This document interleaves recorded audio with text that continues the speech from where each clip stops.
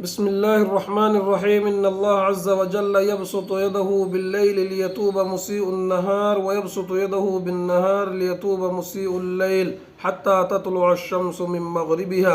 محترم احباب، اس حدیث کے اندر رحمت خداوندی کو بیان کیا گیا ہے۔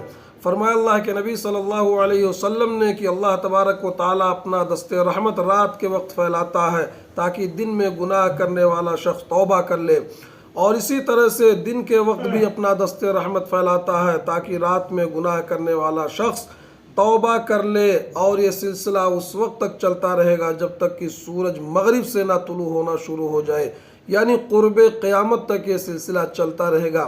میرے بھائی، اتنی بڑی امید اس حدیث کے اندر بیان کی گئی ہے کہ اللہ تبارک و تعالیٰ انتظار کرتا ہے کہ بندہ مجھ سے معافی مانگے، توبہ کرے، استغفار کرے، اپنے گناہوں پر نادم و شرمندہ۔ اللہ تبارک و تعالیٰ خوش ہوتا ہے جب بندہ معافی مانگتا ہے۔ اس حدیث کے اندر دو اوقات کا خاص طور پر تذکرہ کیا گیا، ایک دن کا، ایک رات کا۔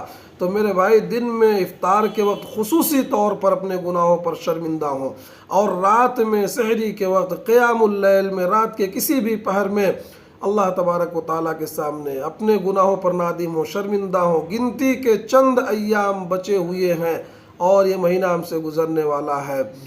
آج تیسری رات ہے جاگنے کی۔ اللہ تعالیٰ ہم سب کو توفیق دے۔